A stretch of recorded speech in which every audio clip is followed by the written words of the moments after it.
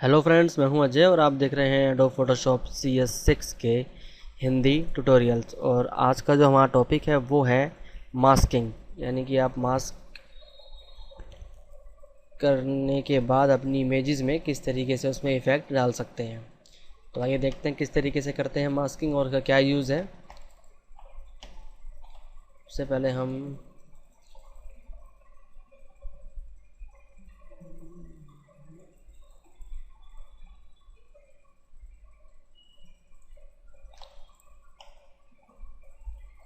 एक ताजमहल की ये वाली इमेज हम ओपन करेंगे और दूसरी ये वाली ओपन करेंगे। दोस्तों, कहने का पर्पज़ ये है कि जैसे मास्किंग जो होती है वो आपकी किसी भी एक इमेज के किसी पार्टिकुलर हिस्से को सेलेक्ट करके किसी दूसरी पिक्चर पे उस पर वो फिक्स कर देती है। यानी कि अगर आप चाहते हैं कि ये जो लड़की है इसको मैं यहाँ ताजमहल पे अगर खड़ा करना चाहता हूँ तो ये पीछे का जो बैकग्राउंड है वो हट जाए और खाली यही लड़की यहाँ पे ताजमहल के सामने खड़ी होके नज़र आए।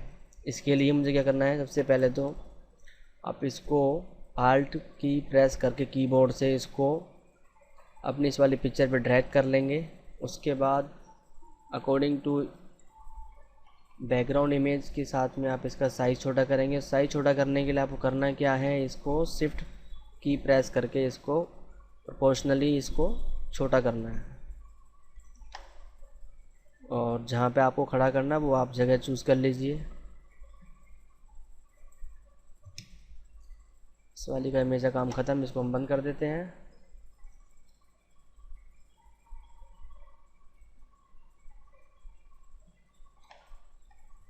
अब हम काम करेंगे इस पर मास्किंग का। तो मास्किंग के लिए सबसे पहले थोड़ा जूम कर लीजिए इमेज को।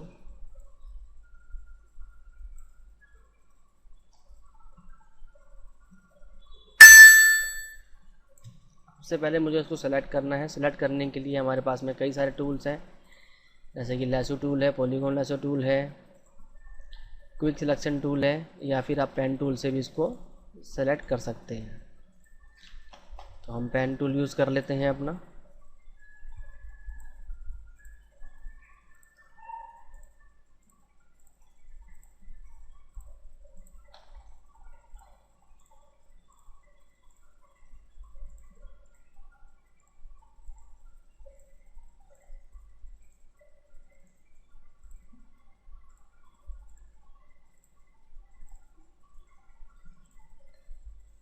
दोस्तों, मैं पूरा सिलेक्शन आपको इसलिए दिखाता हूँ कि आप लोग भी सीख जाएं कि सिलेक्शन आपको किस तरीके से करना है। मैं एकदम झटके से पूरा सिलेक्शन करने को तो कर सकता हूँ, पर उससे आपको सीखने को नहीं मिलेगा और फिर इस ट्यूटोरियल का कोई फ़ायदा नहीं होगा। थोड़ा टाइम तो लगता है, बट आप स्टेप बाय स्टेप अगर सीखेंगे तो आपको ज़्यादा आसानी से समझ में आएगा और आप उतना अच्छा करने की कोशिश भी करेंगे। क्योंकि मेरा मानना ये है कि अगर पूरा ट्यूटोरियल में आपको अगर आधी अधूरी बातें बताई जाएँ तो वो कोई फ़ायदा नहीं है उस ट्यूटोरियल को बनाने का या समझाने का।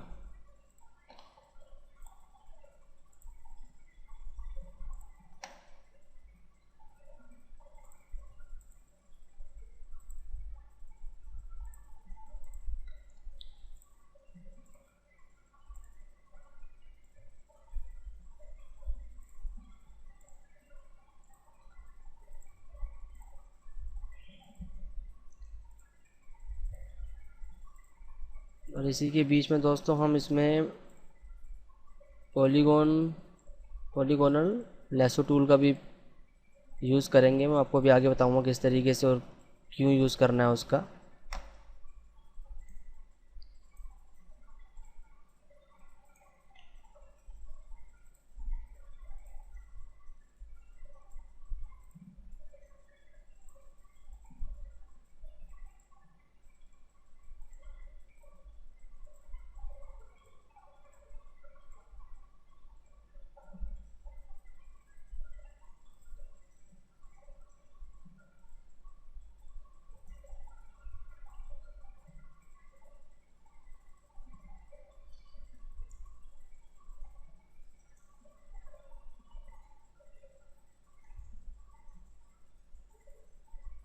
अगर आपसे गलती से कोई सिलेक्शन गलत हो जाता है तो आप कंट्रोल प्लस आल्ट और जेड प्रेस करके उसको बैक जा सकते हैं।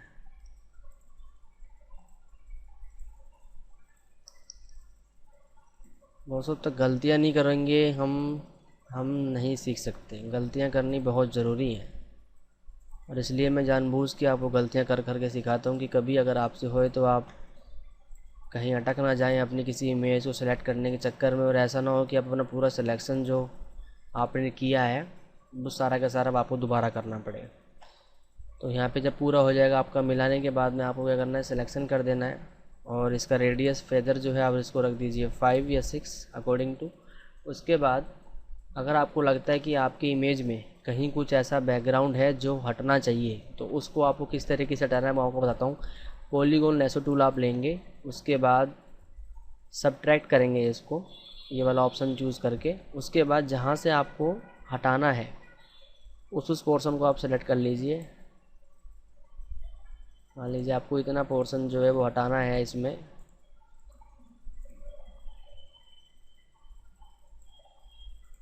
और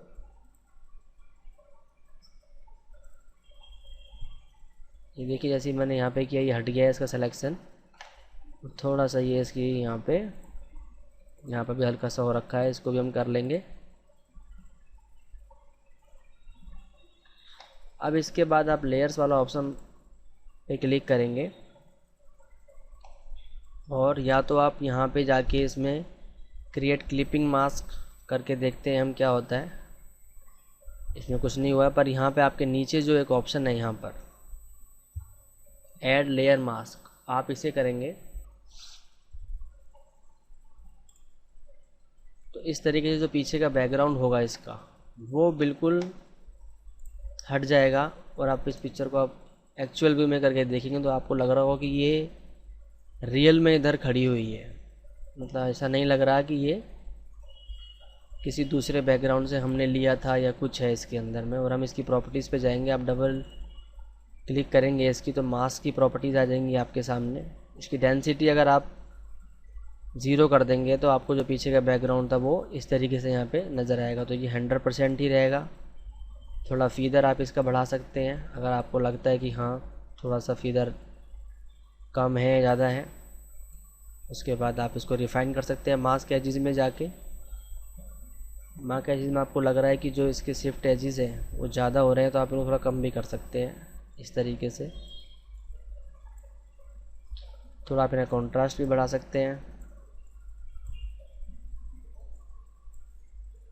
इधर ठीक है हमारे, थोड़ा स्मूथ कर सकते हैं इस इमेज को आप। शिफ्ट एज करके देख लेंगे थोड़ा सा। शिफ्ट एज अगर आप घटाते हैं तो इसके जो इमेजेस है वो थोड़ी पतली होनी शुरू हो जाती है और थोड़े इसके जो एजेस है बढ़ाने पे थोड़े से आपको मतलब ठीक ठाक रखने हैं कि आपकी इमेज एक संतुलित में लगे। उसके बाद आपको ओके करना है। और अगर आप चाहते हैं थोड़ा बहुत इसमें एडजस्टमेंट भी आप कर सकते हैं अपनी लेयर में, जैसे आपको थोड़ा सा इसका ब्राइटनेस या कॉन्ट्रास्ट करना है तो आपको ये वाला बटन ज़रूर प्रेस करना है। एडजस्टमेंट जो होगी वो इसी लेयर पे इफेक्ट करेगी और किसी पे नहीं करेगी। जैसे मान लीजिए हमारी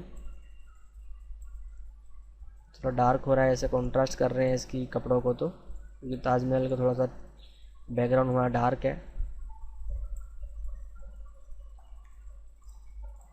तो दोस्तों ये था हमारा मास्किंग का टूल जो हमने अपनी इस इमेज पे इस लड़की को यहाँ पे खड़ा करके किया। तो आप इस तरीके से अपनी किसी भी इमेज को मास्किंग के द्वारा उसका पीछे का बैकग्राउंड हटा के अपना इसमें आप क्रिएट कर सकते हैं, किसी भी बैकग्राउंड में आप लगा सकते हैं। Thank you very much for watching this video. Have a nice day.